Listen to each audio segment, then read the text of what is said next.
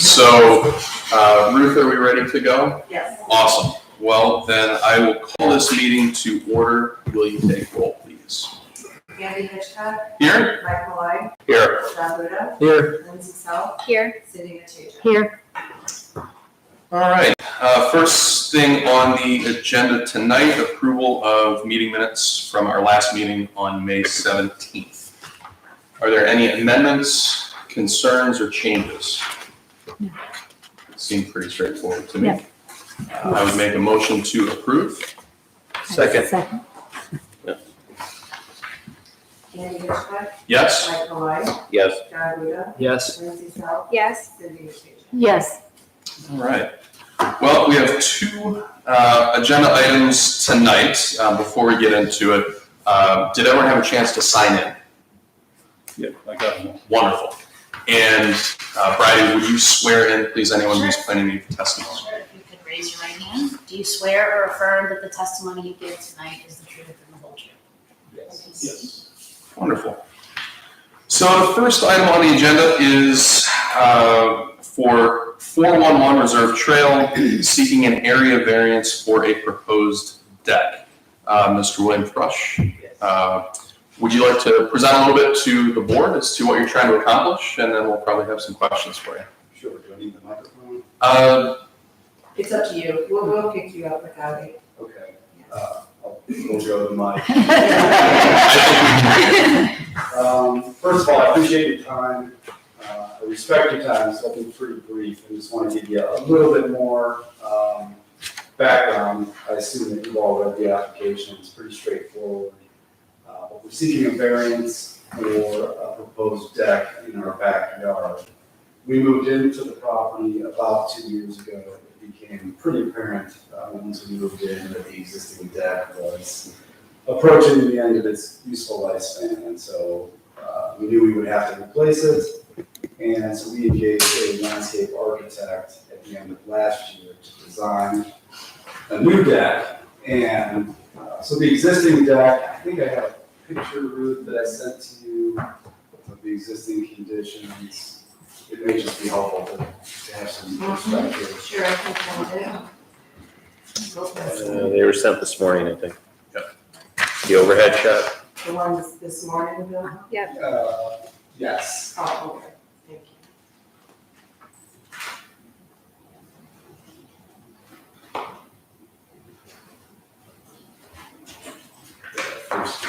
So that shows the existing conditions, and so the existing deck connects to, there's like French doors that go into our kitchen area. And to the right where the red arrow is, that's our dining room. It's at the same finished floor elevation as the kitchen.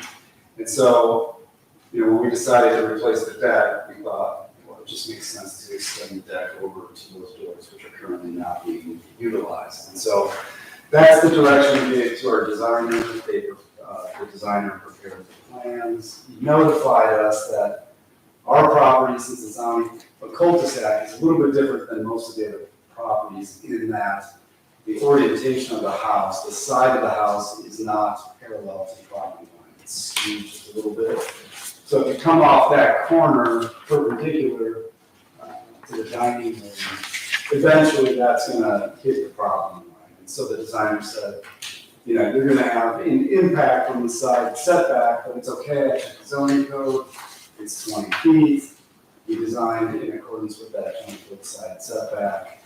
We sent the plans out to a bunch of contractors, picked our contractor. They submitted for permit, and that's when we were informed that there's actually a 25-foot side setback. And the zoning code is a little bit confusing when you read it. But we were told that we would need the variance to move forward with the proposed deck. So that's why I'm here today to request the variance. And the variance it's not substantial. I think I have in my application another kind of schematic that shows roughly the impact of a 25-foot setback versus a 20-foot setback.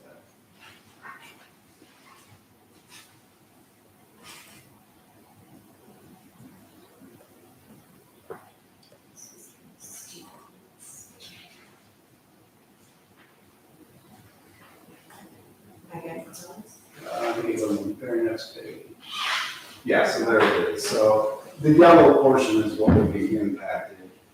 And the problem is with 25-foot setback, it would have it's not a significant variance, but not getting it would have a significant impact on the design of the deck because it would just be really hard to modify the design to get a beneficial use of those doors with the 25-foot setback. So that's why we're requesting the 20-foot setback, or we're requesting the variance, which I think is just under 4 feet, is the total requested variance. And so I know you guys have a lot of discretion, and I think there's like a Supreme Court case that talks about a balancing test and what considerations can go into that balancing test. And some of the factors that I looked at, I think, weigh in our favor in terms of approving the application for the variance, and that would be whether it's, whether the variance is substantial. Here it's not substantial, less than 4 feet. Is there an impact on the neighbor? Here there's no impact. There's no detrimental impact on the neighbor. They both sides have been notified. Both neighbors on both sides have submitted letters saying that they don't oppose the variance. I think one of the other factors is, would it affect the essential character of the neighborhood? Well, it wouldn't do that either. We got approval from the design committee of the HOA. I think some of the other factors are just irrelevant. Whether it affects any governmental use or something along those lines, it's just a deck in the backyard.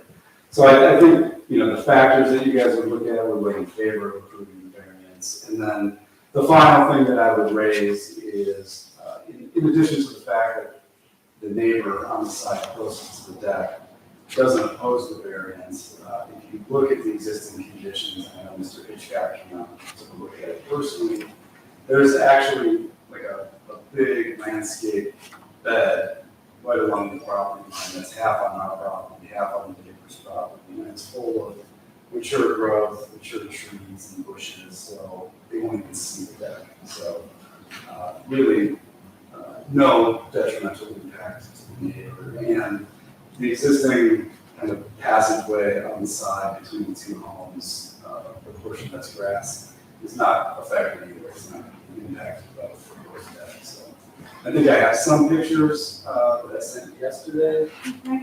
That might just give a little bit of perspective as to what the existing conditions are. It might be helpful. So that's And while that's my artwork using Microsoft Paint.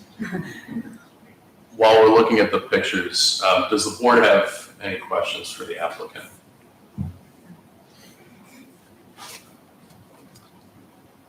I'll say, having seen it in person, it seems pretty cut and dried.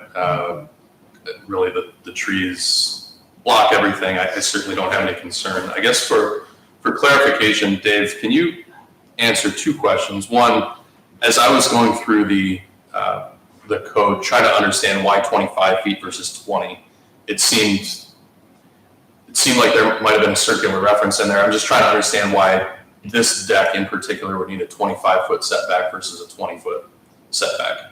It's attached to the house, so we always count that as part of the structure. Second, attached garage, anything else. Okay.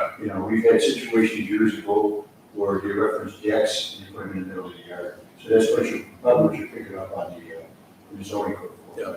It is a part of the house, and that's what we. Okay. So freestanding deck would be okay at 20 feet? Yeah. Okay.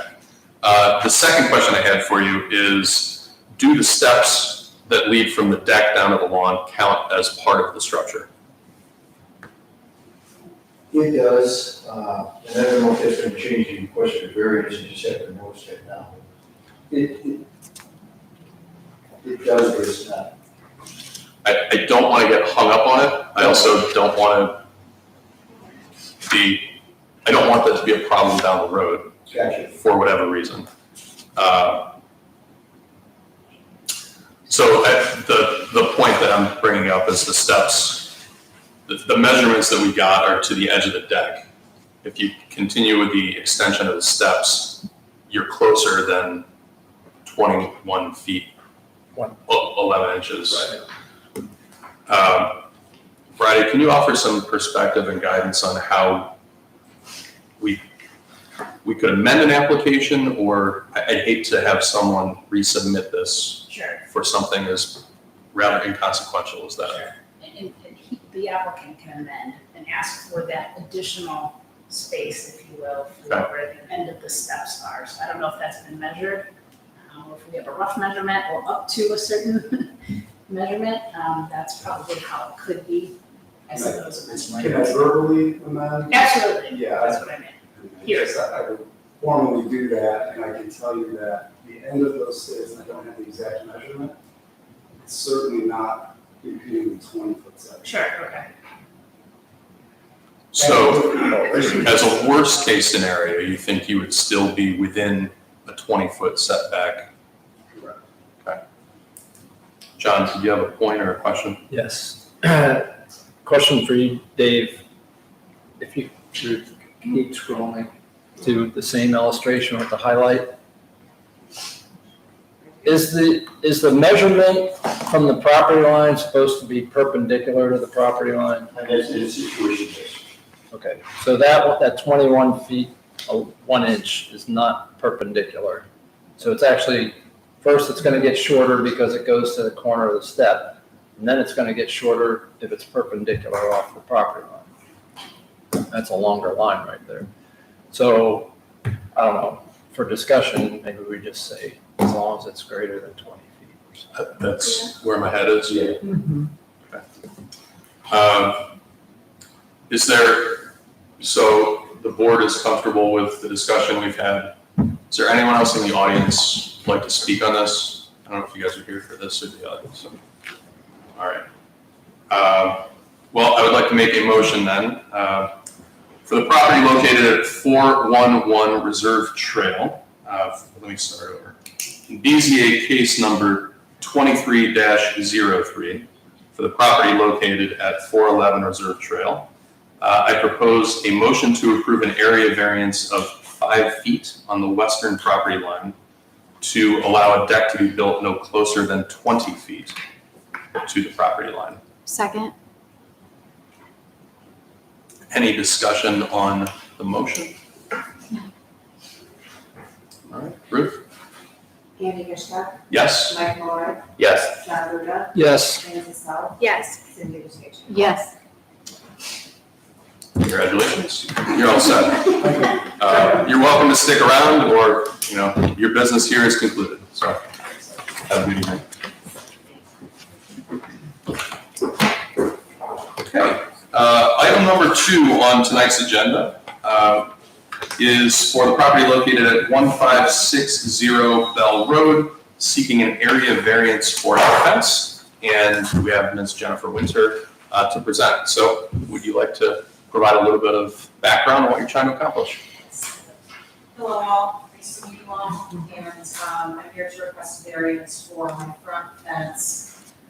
First, I wanted to apologize for not realizing the permit was necessary for a fence. I have seen these types of fences all over Geauga County, and it was completely an oversight on my part, and I did not intend to violate any codes. So I just wanted to let you know I apologize for that. The purpose of my fence is, I have 2 dogs, they're both Vizslas, and I just recently moved into the property about 2 months ago. And they require a lot of area to run, they're very athletic dogs. I've had them for 4 years and about 3 years. They're both brothers, different litters, so they're 10 months apart, same parents. And they're loves of my life. And I, again, recently moved in, and, here, Winston and Monty.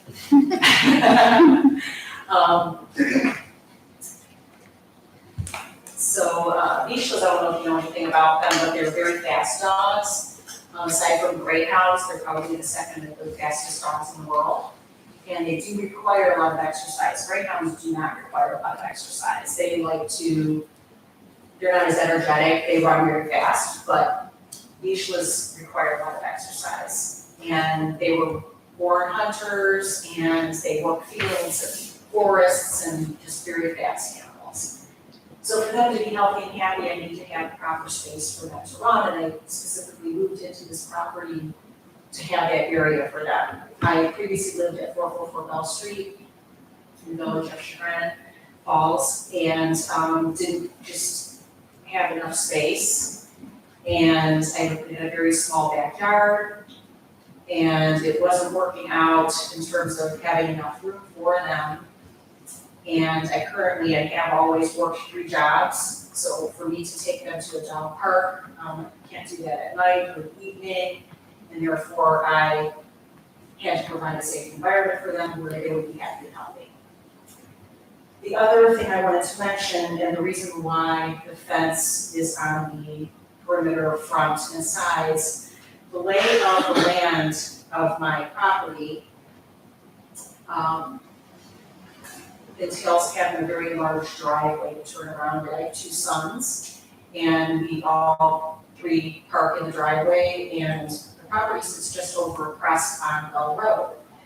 So I have to have a large enough driveway for us to get in and out and be able to turn around and pull out face forward because it's treacherous pulling out of my driveway. The cars speed up over the crest, and I mean, literally almost hit every day.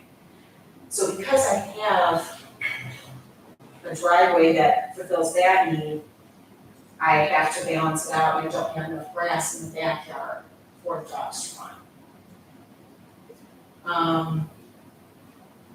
So that was the purpose of the fence, and then I was hoping to have the variance approved for the front, which is not split rail, it's an agricultural fence. And I look forward to your questions or comments. Thank you. Anyone on the board would like to ask questions? I have a question. So you rent this property, is that correct? Correct. And the gentleman that you rented it from, did you approach him about putting the fence up and he said that this was fine and didn't suggest that you come to the town hall or give you any kind of direction of what to do with the fence? He had approved the fence, and I did obtain a letter from him stating that the fence was approved by him. He had no problems with it. It's included in my package, my application package. But I want to make sure I understood the question completely. Are you asking me? I just wondered if, go ahead. Oh, I'm sorry. I just wondered if he gave you any direction on what to do with the fence, if there was any, That's what I was wondering, I want to clarify. He did not. I've known Mr. Crawford for 34 years. I also work for him and I manage his businesses. And he's out of town a lot and he's basically retired. And he did not ask me any details as far as approvals or anything like that. He's not from this area. He lives in Pepper Pike in Florida. And I just think he was absolutely fine with the fence and he didn't think anything of it. I have a question on the gate too, not just because I drive down that area quite often, especially now with all the construction around and you have to get around. I noticed the fence is open, the gate is open a good part of the time. So when are the dogs out? I mean, is there a specific time that you put them out so that the gate's closed? Because otherwise that's a large area that's quite wide open. Oh yes, I absolutely close the gate before I even take them out for their safety and for the safety of drivers, of course. I physically go out and close the gate. It's closed in the morning when I first let them out. If I do come home during the day for lunch or if I'm home for whatever reason, I'll let them out midday, and of course in the evening. Weekends, obviously more than that because I'm home usually. And yes, it's completely closed off.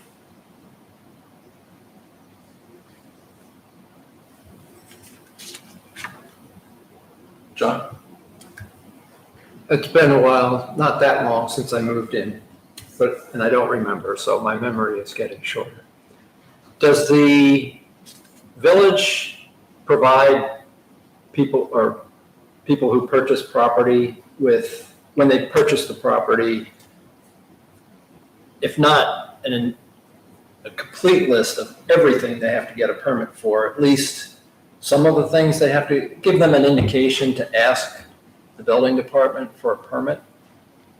I never received one, and I moved in June 2021. Does anybody else know? We do not have a welcome packet to make with John. There's the newsletter that reiterates things like that, but Someone would already have to be a resident. Right. correct, So, yes. all right. I certainly learned a lot from that newsletter. Yes. Okay, thank you. I have a question. Bridie, this might be more directed towards you. And this is because I haven't seen an applicant before that is not the homeowner, but is rather the renter. Is there any specification on what relationship an applicant has to have to the property? So I don't know if you noticed, but Jim Crawford also signed off on the application. So we do have to have the authority of the property owner giving consent to apply, and Got that it. they're okay with whatever it is that is going up on their property. Okay. So yeah, that is one of the requirements on the, actually, it doesn't say it on here, does it? But Jim did sign it, but what I'm saying is usually it has the applicant's name, property owner's name, Mhm. applicant's signature, property owner's signature, or Perfect. consent or something like that. Good, and not in this case, I could just see that getting very messy, so I just wanted to clarify You're good. for me. So I recognize you didn't know that a permit was required when you chose this particular fence. Can you pull up pictures of the fence again? I mean, is it similar to a split rail? Like, what's the material of this fence? It is similar in that there are posts that are spaced apart as a split rail would be. Mm-hmm. And it's very tough to see from that color, to see that there's like a wire, I don't wanna call it a netting, but they're about 2-inch squares, open squares with metal, it's a wire fence. It's a cattle fence. Like cattle paneling? Yeah, like an Hog wire. agricultural fence used for horses. So yeah, you really can't see the netting, so it's not obstructing any views. I thought it would be a great, again, I've seen them all over, but I thought it would be a great thing to not block any of the trees and the scenery. That's one of the things I love about the property is that it's very wooded and didn't want to take away from that. And so yes, it does have the posts, it has the support posts at the top on the corners, and it's just lacking the posts or like a slat in the middle. Okay.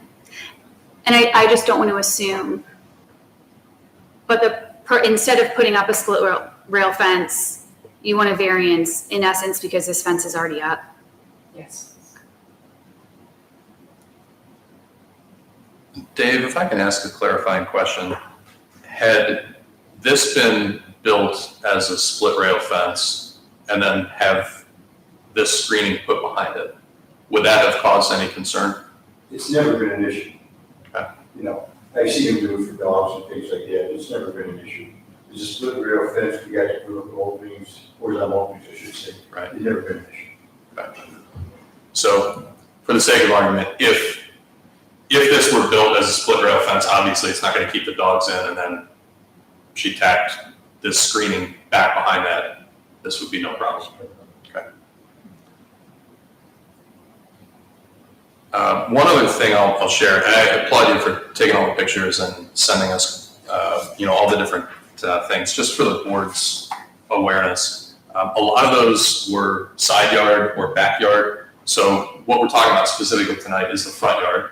I think as I drove around the village, certainly saw any number of picket fences in the front yard or other types. So I think the spirit of what the applicant provided us picture-wise may not necessarily represent all the exact addresses, but certainly I think there are other options or other fences in the village that sort of meet that criteria.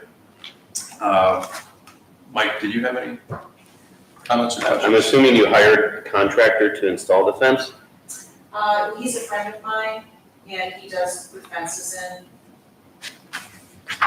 So no point he suggested or questioned whether a permit was necessary. He basically did it as a favor for me.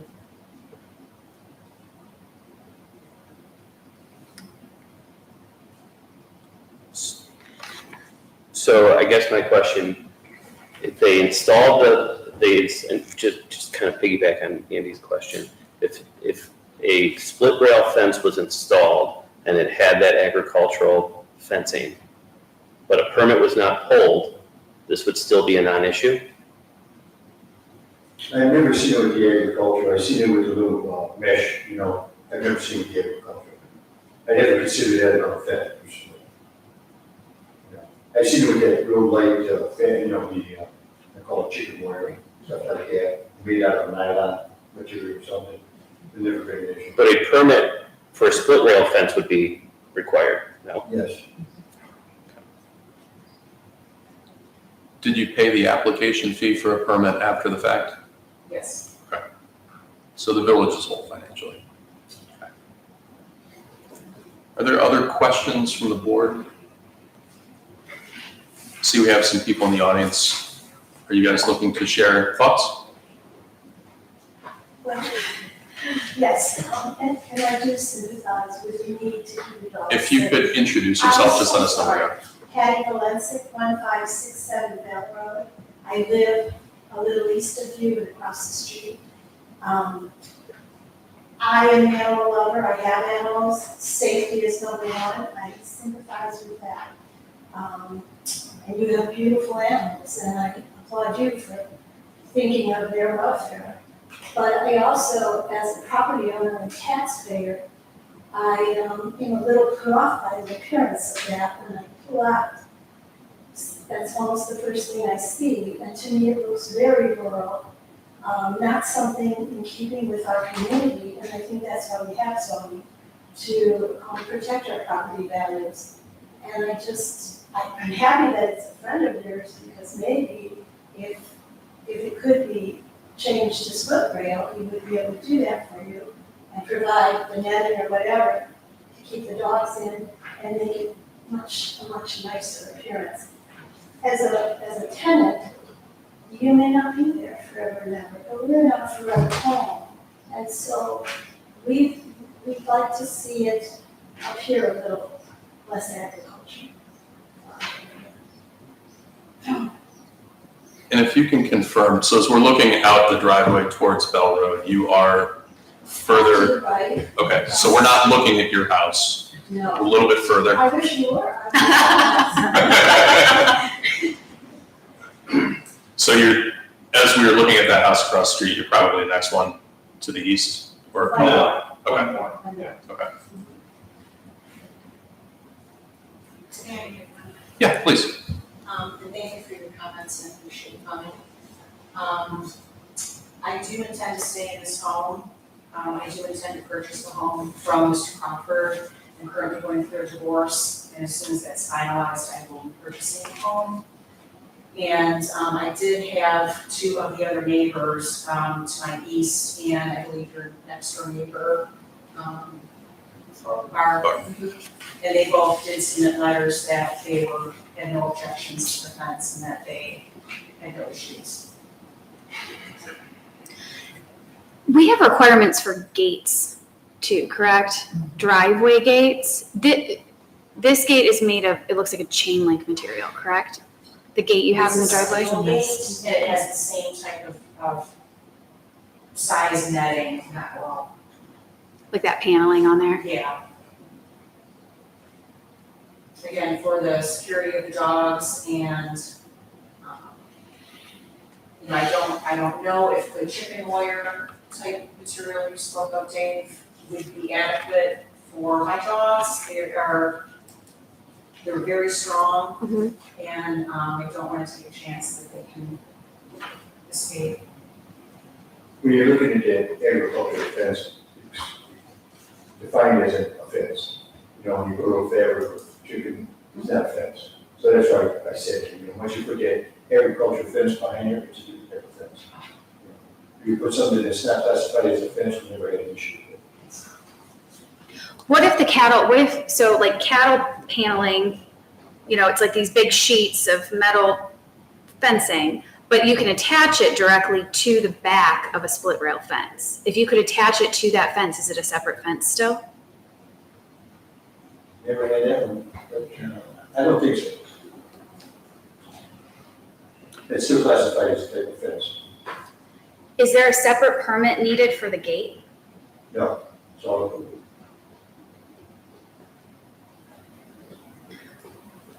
But to not require a variance, the gate would also need to be split rail material? Some type, yes.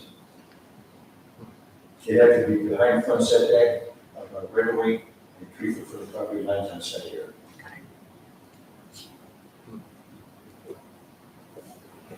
Which I think that does comply with our setback, right, the right of way. Sure, but so even if the fence itself was replaced with split rail, that gate would still be a problem?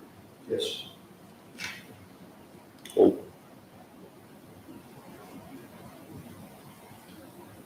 It would need it to be of a split rail style. Yeah, yes.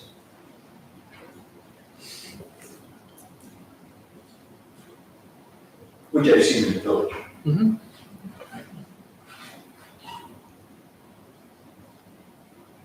So if the horizontal timbers were added to this fence, would that be by definition a split rail fence? You'd still have the agricultural fence behind it.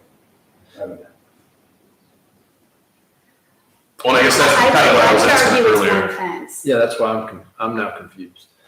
So I'm assuming that by requiring a split rail fence, it's for aesthetics, Yes. presumably. I mean, you're not keeping chickens and dogs and all that.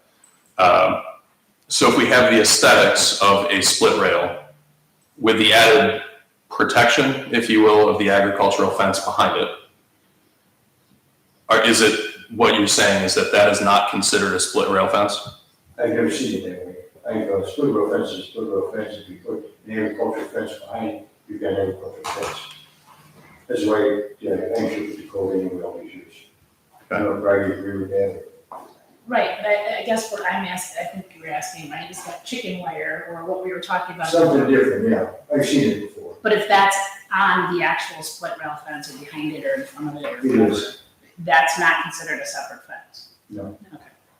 Okay. So it would not be an issue.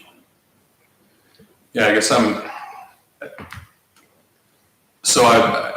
hearing the Valensik's concern with the aesthetics, and certainly it is a very agricultural look. That is a more rural part of town, but I would say not an agricultural part of town. So that's kind of where I'm trying to wrap my head around this. There's obviously been an expense put forth to get this fence up, and I don't know what it would cost to add some horizontal posts to add the aesthetic, but trying to find a happy medium. Obviously, we don't want neighbors upset or looking at something that they feel is unsightly. Also, don't want dogs running out in the middle of the street. So kind of struggling a little bit. I don't know if you guys have thoughts and Well, things to add. to your comment about whether or not, I mean, certainly a residential area, but we approved a barn, eighth of a mile to the west for a farm, and then maybe 3-4 properties to the east is a big open field. Pretty agricultural looking to me, but that's my subjective opinion. I will say though, this home is very close to the road, right? In comparison to a lot of the other, I mean, I'm on Bell. This is very close to Bell Road in comparison to a lot of the other houses. And so while it's not a variance, this front yard and even the barn situation, which is 2 doors down from me, it is very set back in the property with wood, trees in front of it that blocks the view. I do think it's a different analysis. I don't disagree it's not rural.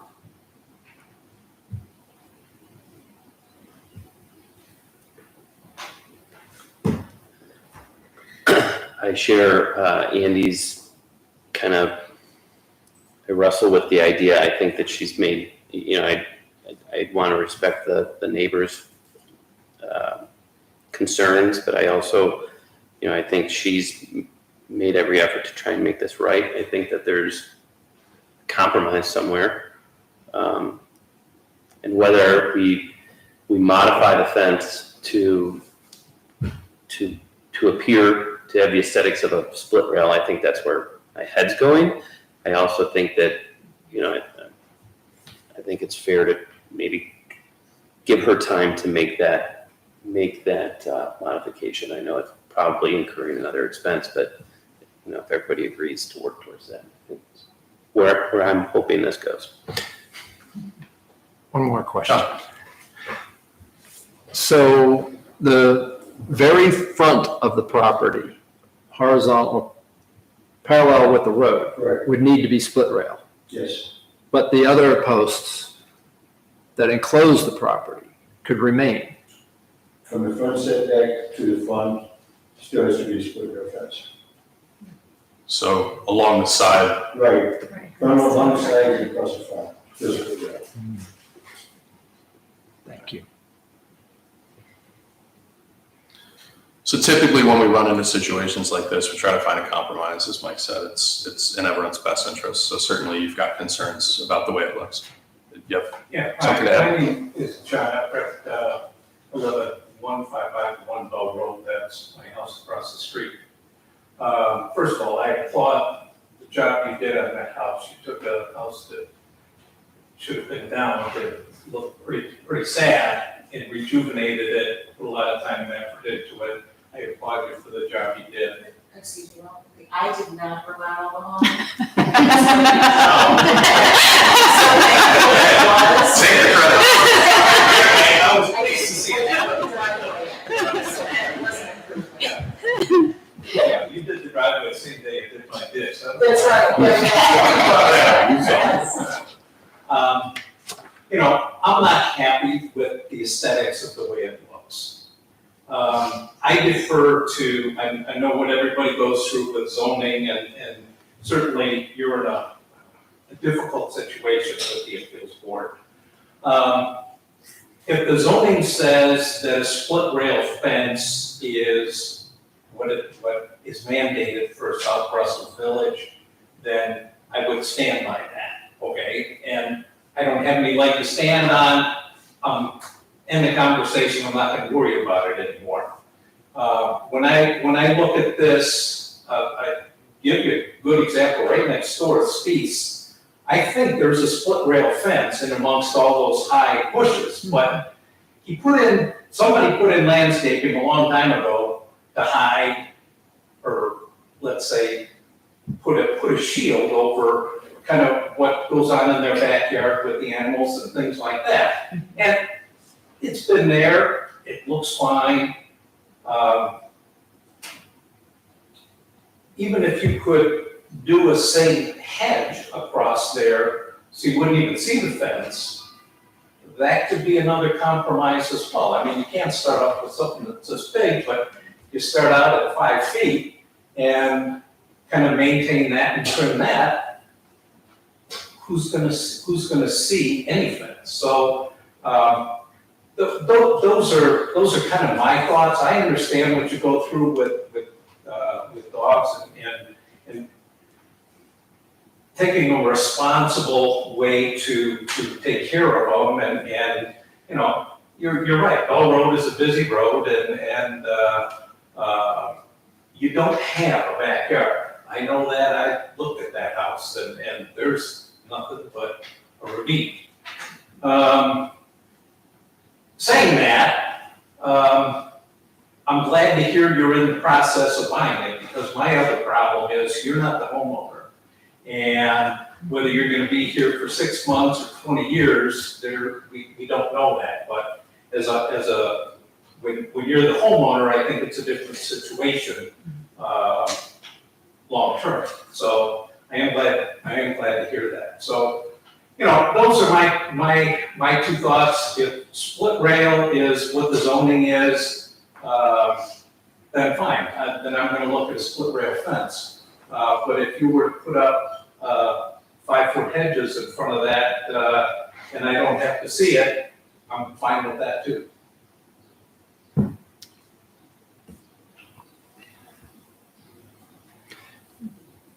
Go ahead, John. The property owner, Yes. since he invested so much, I'm assuming I know his name is John, but I don't want, but anyway, the person.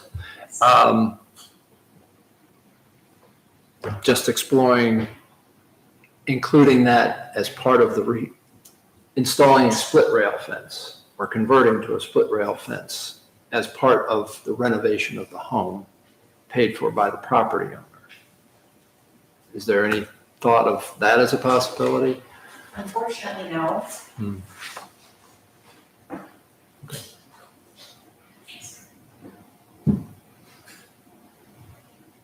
When you first moved into this property, I did drive by, and your beautiful dogs are outside, so I couldn't pull in your driveway. The backyard, so, some backyards, it looks like maybe you have more green space than you do, and then you get in and you realize it floods or it's all water. Was it evident when you moved in that the backyard was not going to be usable for this purpose? Not fully. And again, I didn't realize that there would be a problem having that type of fence in the front. So I was assuming I would be able to utilize that whole area. So that's kind of the big picture I was looking at. Yeah. I'm sorry, excuse me. I'm going back to your question, John. He's done a lot for me, and I don't feel like I can ask him to assist in the cost of the fence, so. Okay. Thank you. Do you know how much it would cost to make this into a split rail fence? I do not. I do know that split rail fences are much more expensive. I know that on a whole, but as far as modifying that or replacing it, I know it would be, it's roughly double the cost. And they do tend to deteriorate over time too. As neighbors, so, there are split rail fences that are a little more agricultural, right? Where you have posts and you have the split rail, instead of being built into the fence as you would think in like a traditional backyard, where they're secured onto the fence. And so it's still a split rail look, but it then secures cattle paneling in between. I mean, would you be comfortable with something like that? I mean, what I'm hearing, and even in the picture you can see, the fence isn't necessarily, it doesn't look the same all the way down the front, right? Right next to the entrance, there's additional pieces of wood at the top. I mean, if it was more consistent looking throughout as neighbors, would that ease some of your worries about how it looks? Or is the concern there being a fence there at all? No, I have no concern with the fence being there. I think it's wise with these lovely dogs to have that, but it just, to me, it's an eyesore. When I pull out and I look at that, the house was always an eyesore, and I love that Mr. Crawford rebuilt it. But I think you were describing a split rail fence where the boards are flat and the posts have like 3 openings to put the rails through. That's a horse fence. That's very agricultural. That's heavier looking than split rails. And there's all different weights of split rail. There's thinner and thicker split rail as well. And I have seen up on Bell Road towards Country Estates, somebody has a nice split rail with, it looks like chicken wire behind it, which it looks nice and it's very suitable for animals to be in there. And I have concerns too with it being that close to the road. If you plant vegetation and the salt comes, then you're going to be dealing with maybe some disease suffering plants, and that's not an inexpensive proposition either. So that's kind of where I stand with my thoughts. So, Bridie, is there precedent or the ability for us to table something and allow neighbors to have a conversation, explore options? I don't want to force anyone into a decision tonight Absolutely. that may not be appropriate, certainly for the long-term viability. I recognize that Ms. Winter is out of code compliance as it stands today, but the harm, if it can be obviated at some point later this year, and it's an acceptable outcome. Absolutely. So you would continue it until another meeting? Is that an acceptable approach here, to give 60 days to have a conversation, find what's appropriate? There may still not be a workable solution, to be fair, but I don't want to push anyone in a direction or based on a decision that we didn't think through everything. Certainly given the expense you put forth and that you might have to put forth moving forward, I'd rather have all the information in front of us. How does the rest of the board feel about that? I'm fine with it. Okay. Then can I make a motion to table this until, we'll say, the August meeting, whenever that might be? 16. August 16th, so it's just less than 60 days, give or take. And if you guys can have a conversation with one another, that would certainly be wonderful. Love any options. We're open to making this work for everyone, homeowner and neighbors alike. It's a small town. We want some peace and harmony, but everyone has an opinion and they all matter. So I guess with that, we'll table this until the August meeting, and hopefully at that point have more insight. As your conversations unfold, feel free to connect with Ruth or Dave and share any information that might be relevant for us when we reconvene in a couple months. That would be appreciated. All right. Can I ask one question, just a clarifying Yeah. question before the next meeting? From an enforcement perspective, do we have enforcement power over non-owner residents? So you would be sending an enforcement letter to the property owner and probably CCing the tenant. But no, at the end of the day, it's the property owner's responsibility. Yeah. But you made a motion, I think, correct? So I think someone got to second it. Second. Any discussion on the motion? Thank you, Brandon. Ruth? Andy Hitchcock, Yes. Mike Malloy, Yes. John Buda, John? Yes. Lindsay Self, Yes. Cindy Matei. Yes. We appreciate you coming, sharing your thoughts, providing your perspective and opinion, and certainly hope to hear some good news in the next 60 days. Please stay in touch. However we can offer any perspective, and we look forward to having that conversation in August. So, all right.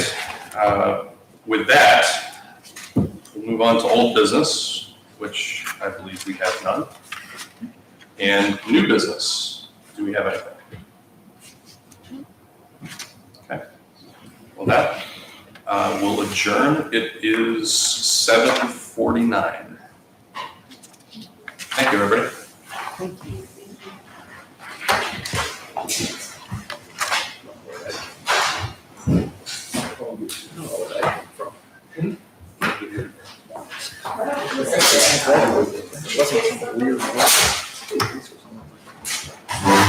Literally pronounce your name differently. I mean, That's okay. It doesn't matter to me. Hey, Ruth. Does she need to submit another application or get on the schedule, or are we good? No, we're just, yeah, no, Just continuation. Okay. yeah, it should be. I don't think so, right, right? Good to see you. Yes, for sure. Oh. So